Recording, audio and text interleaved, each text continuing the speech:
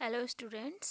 आज बायो का जो लेक्चर चल रहा है आपका सेकंड यूनिट सेकंड चैप्टर का। तो इसमें इसी क्रम में मैंने आपको बताया था जो पॉलिनेशन बता रही थी, मैं परागण बता रही थी। तो उसमें स्वपरागण मैंने बता दिया था आपको, और पर परागण का भी मैंने डेफिनेशन आपको दे दिया था। अब स्वपरागण के टाइप्स और उसकी लाभ और हानियाँ मैं पहले बता चुकी हूँ।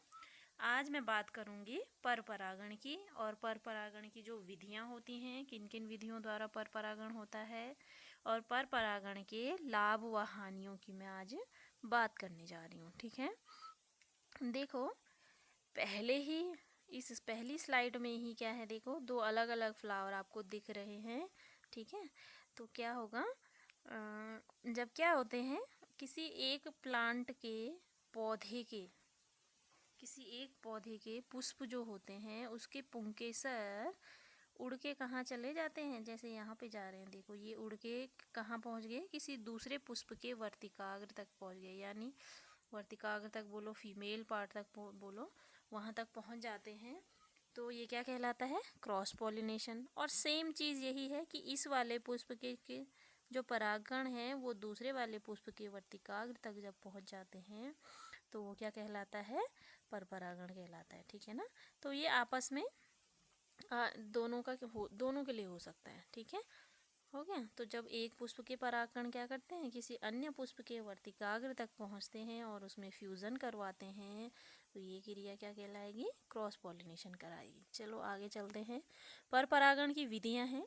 पर परागण की मुख्य दो विधियां हैं। पहला होता है वायु द्वारा परागण, ठीक है, और दूसरा होता है जंतुओं द्वारा परागण। ठीक है, तो वायु द्वारा परागण कैसे होगा बेटा, देखो इसमें क्या हो सकता है, देखो वे सारे पौधे इसमें आते हैं, जैसे मक्का है, रूमेंक्स है, ये सब इसमें आता है जिनमें क्या होता है बहुत अधिक मात्रा में, ठीक है, बहुत अधिक संख्या में क्या बनते हैं, जो परागकण हैं वो बनते हैं। ठीक है, क्योंकि क्या होता है हवा के माध्यम से इन्होंने क्या करना है, एक पौधे से दूसरे पौधे में जाना है। ठीक है ना, तो एक पौधे से दूसरे पौधे में जब ये जाएंगे और तो ये काफ़ी मतलब लंबा सफ़र तय करते हैं। ठीक है, कभी तुमने देखा होगा चीड़ में भी क्या होता है, जो चीड़ के स्पोर्स होते हैं, जो पीला पाउडर छतों पे दिखता है, आपको आजकल दिख रहा होगा, वो क्या होता है बहुत दूर दूर से आया होता है। आपके आसपास चीड़ के पेड़ नहीं भी होंगे तब भी आपकी छतों में क्या रहता है, पीला पाउडर रहता है। तो वो क्या रहता है,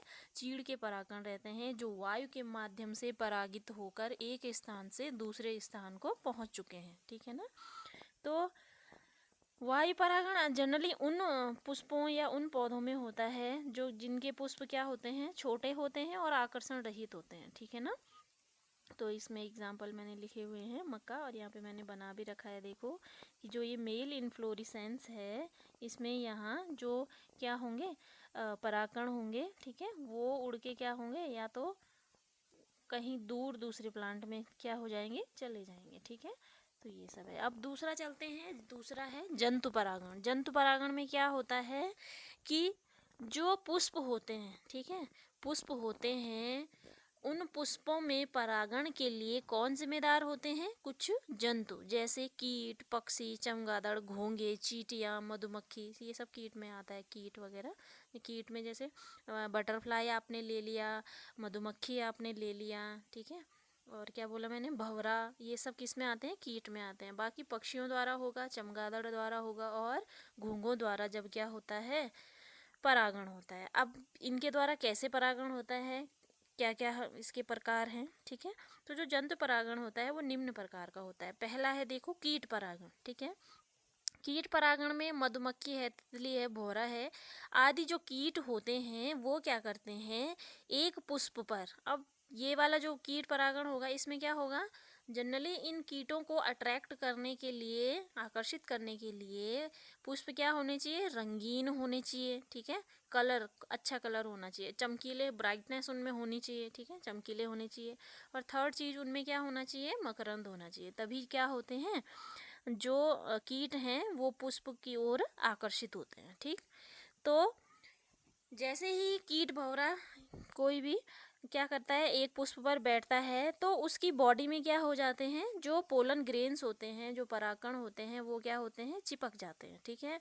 अब वो भौरा ऐसा तो है नहीं कि एक पुष्प पे बैठ गया तो दूसरे पुष्प पे नहीं जाएगा, वो उड़ के उसी जाति के दूसरे पुष्प पे अगर जाए तो वहाँ वो परागकणों को कहाँ तक पहुँचा देता है, वर्तिकाग्र तक पहुँचा देता है, फीमेल पार्ट जायांग तक पहुँचा देता है।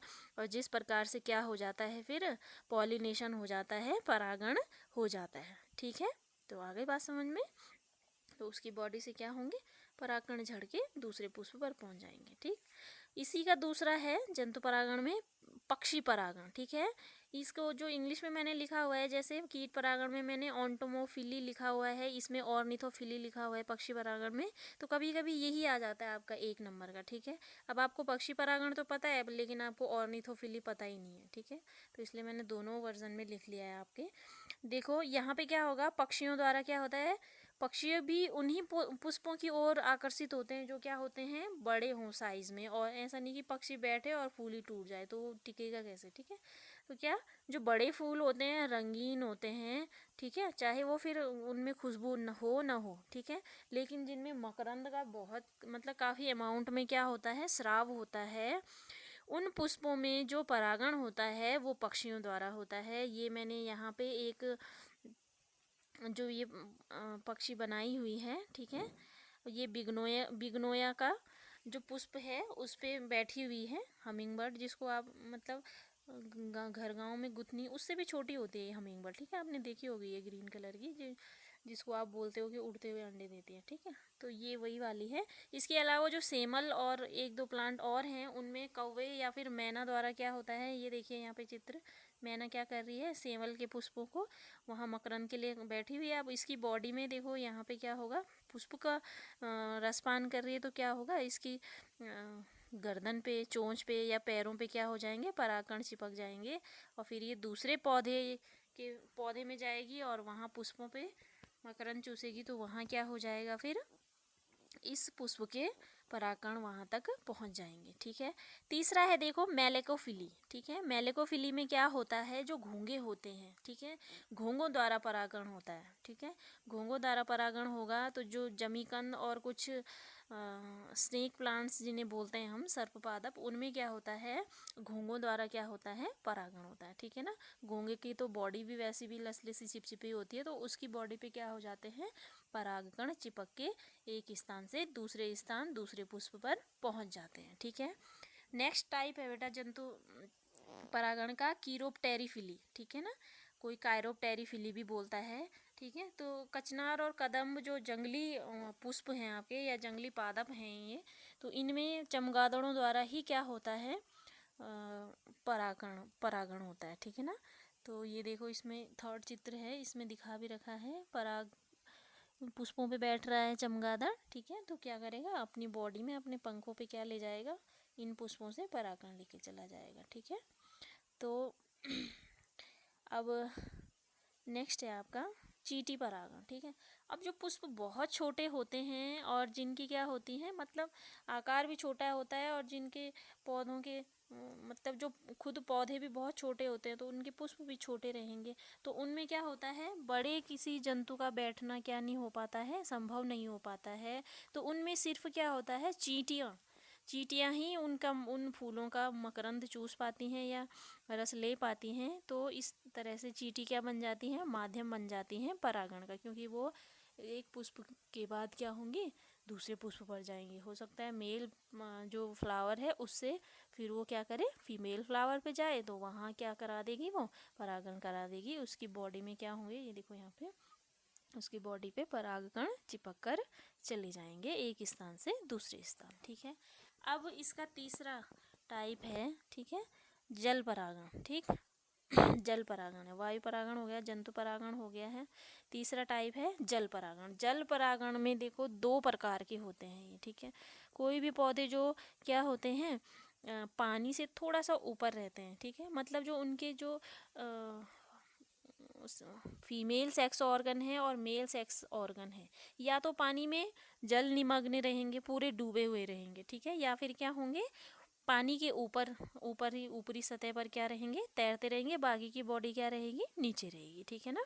तो इस तरह से जो जलीय पौधे होते हैं उनमें क्या होता है, किसी एक पुष्प से दूसरे पुष्प में परागण या दूसरे पौधे के पुष्प में परागण किसके द्वारा पहुंचते हैं, जल के द्वारा, क्योंकि जल क्या होगा, बहता हुआ होगा, बहता हुआ नहीं भी होगा तो क्या होता है, जल में कुछ जंतुओं के मूवमेंट की वजह से, ठीक है, ये सब हो सकता है। तो जल परागण कितने प्रकार का होता है, 2 प्रकार का, ठीक है। ये पहला है हिप हाइड्रोफिली, ठीक है, हाइफी हाइड्रोफिली भी बोलते हैं। इसमें क्या होता है, जो परागण की क्रिया होती है वो जल के भीतर होती है, जैसे इसमें दिख रहा है आपको, देखो ये जल की सतह कहाँ है, जल की सतह यहाँ ऊपर दिख रही है, और ये पौधे कहाँ हो रखे हैं, डूब रखे हैं पूरे, ठीक है। तो आपको दिख रहा है ये फीमेल फ्लावर है और ये मेल फ्लावर वाला प्लांट है। इससे उड़कर क्या जा रहे हैं, फीमेल जो फ्लावर है वहाँ क्या पहुँच जा रहे हैं, परागकण पहुँच जा रहे हैं। और ये यहाँ पे दिखा रखा है कि ये जो तुम्हें कीड़े के समान संरचनाएं दिख रही हैं, तो वो वास्तव में कीड़े नहीं हैं, उन पे इस तरह से क्या लगे हुए हैं, स्पोर्स लगे हुए हैं, ठीक है, हो गया। अब दूसरा है इप हाइड्रोफिली, पहला हिप हाइड्रोफिली, दूसरा क्या है, इप हाइड्रोफिली। इसमें क्या होता है, जल की सतह पर होते हैं पौधे, जैसे वेल्सिनेरिया है, हाइड्रिला है।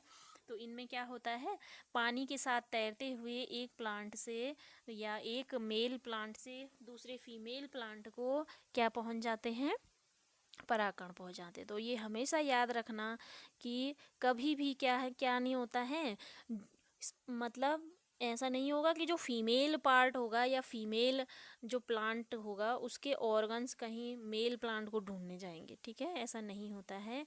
हमेशा क्या होता है, जो मेल प्लांट के जो मेल सेक्स ऑर्गन्स होंगे, जैसे पोलन ग्रेन्स वगैरह है, तो यही क्या करते हैं, गमन करते हैं, ठीक है ना, एक स्थान से दूसरे स्थान को गति करते हैं, ठीक है।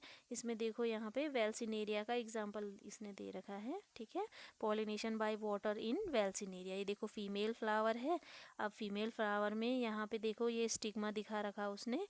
अब क्या होगा, यहाँ ये छोटा देखो, ये आपको मेल फ्लावर का पार्ट दिख रहा है, तो ये क्या करेगा, यहाँ अटैक करेगा, ठीक है, हो गया। चलिए अब लास्ट है बेटा आपका पर परागण के लाभ तथा हानियाँ, ठीक है। अब पर जैसे मैंने स्वपरागण के लाभ तथा हानियाँ भी बताई थी आपको, वैसी पर परागण के लाभ और हानियाँ देखो। पहला लाभ है कि जो पर परागण है उससे जो बनने वाले फल होते हैं, ठीक है, वो क्या होते हैं, साइज में बड़े होते हैं और स्वादिष्ट होते हैं, ठीक है। दूसरा है कि अब फल अच्छे हैं, तो जब फल अच्छे हैं तो बीज भी क्या होंगे, अच्छे होंगे। अब तीसरा है, फल अच्छे बने, बीज अच्छे बने, तो इसका मतलब क्या है, पौधे भी क्या रहे होंगे, अच्छे रहे होंगे, स्वस्थ रहे होंगे, ठीक है। और जिनमें अच्छे स्वस्थ रहे होंगे तो उनमें क्या होगा, जब जो परिस्थितियां होंगी वो प्रतिकूल होंगी, ठीक है, उनके अनुरूप नहीं होंगी, पौधों के अनुरूप, तो उन परिस्थितियों में भी वो क्या कर सकते हैं, सामना कर सकते हैं, ठीक है, किसी भी चीज़ का, ठीक। तो नेक्स्ट इसका लाभ है कि इसमें क्या क्या होता है, पर परागण द्वारा रोग, जिन जातियों में रोग ना हो, ठीक है, वो जातियां हम क्या कर सकते हैं, उत्पन्न कर सकते हैं, या जो जिनमें रोग से लड़ने की क्षमता हो, ठीक है, ऐसी जातियां पर परागण द्वारा उत्पन्न की जा सकती हैं, ठीक है। अब हानियां हैं बेटा, नेक्स्ट हानियां में देखो, इसमें क्या होता है कि जो एक पुष्प है उसको क्या करना पड़ता है, किसी दूसरे पुष्प पर क्या करना पड़ता है, निर्भर रहना पड़ता है, ठीक है ना। मतलब उसके खुद के पास तो मेल ऑर्गन है नहीं, कोई फीमेल फ्लावर है तो उसके पास तो मेल ऑर्गन है नहीं, तो उसे क्या करना पड़ेगा, जो आगे पॉलिनेशन है या फिर फर्टिलाइजेशन की प्रक्रिया होगी, बीज बनने की जो प्रक्रिया होगी, उसके लिए उसे सबसे पहले पॉलिनेशन के लिए किस पे डिपेंड रहना पड़ेगा, दूसरे पुष्पों पे, ठीक है। अब देखो नेक्स्ट है, पर परागण के लिए क्या होने चाहिए, मैंने जैसे बोला कि पुष्पों के रंग चटकीले होने चाहिए, खुशबू होनी चाहिए उनमें, ठीक है, और अच्छा रंग होना चाहिए, चमकदार होना चाहिए। तो ये सब क्या होता है, इस सब की आवश्यकता होती है, जिससे क्या होती है, पौधों की ऊर्जा की क्या होती है, क्षति होती है, ठीक है ना।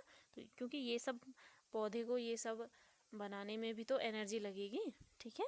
तो ये है, नेक्स्ट है कि पर परागणों को, जो पर परागण है उसमें क्या पड़ रही थी आपको, या तो वायु की ज़रूरत पड़ रही थी, या तो कीटों की ज़रूरत पड़ रही थी, या फिर किसकी ज़रूरत पड़ रही थी, जल की ज़रूरत पड़ रही थी। स्वपरागण की तरह क्या नहीं कर पा रहे थे, एक ही पौधे, एक ही पुष्प में जो पुंकेसर थे वो स्वपरागण में मूव कर जा रहे थे, वर्तिकाग्र की ओर झुक जा रहे थे, है ना। तो यहाँ ऐसा नहीं होता है, इसमें किसके भरोसे रहना पड़ता है, पोलन ग्रेन्स को यानी परागकणों को किसके भरोसे रहना पड़ता है, जो वायु है, जल है, या फिर कीट है, उनके भरोसे रहना पड़ता है, ठीक है, या जंतु हैं उनके भरोसे रहना पड़ता है। अगर ये सब सुविधाएं या ये सब साधन नहीं मिलेंगे तो हो सकता है कि पुष्प परागित ही ना हो पाए, ठीक है ना। तो ये है। आगे क्या है, जो पर परागित जो बीज होते हैं, ठीक है, पर परागण के द्वारा जो बीज बनते हैं वो शुद्ध नहीं होते हैं, ठीक है, वो क्या हो जाते हैं, संकर हो जाते हैं। अब इस संकर से क्या समझे तुम, हाइब्रिड। हाइब्रिड मतलब सपोज मैंने मान लिया कि क्या है, जो एक फीमेल फ्लावर है, ठीक है, तो फीमेल फ्लावर वाला जो पौधा है वो क्या है, लंबा है, ठीक है। अब उसकी उसकी मतलब जाति क्या थी कि वो तो लंबा पौधा था, ठीक है, मतलब उसका ये गुण था कि वो लंबा है, ठीक, यही उसकी पहचान थी। लेकिन जो परागकण आए वो उसी जाति के छोटे पौधे के, लंबाई में जो पौधा क्या था, छोटा था और अस्वस्थ था, वो परागकण वहाँ पहुँच गया, ठीक है।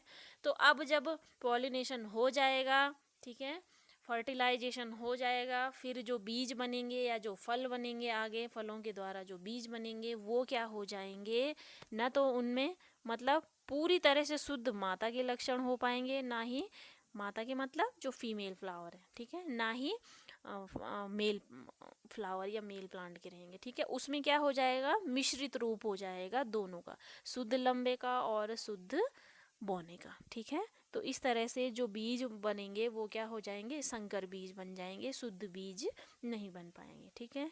तो ये बेटा आज का लेक्चर आपका कंप्लीट हुआ। ओके।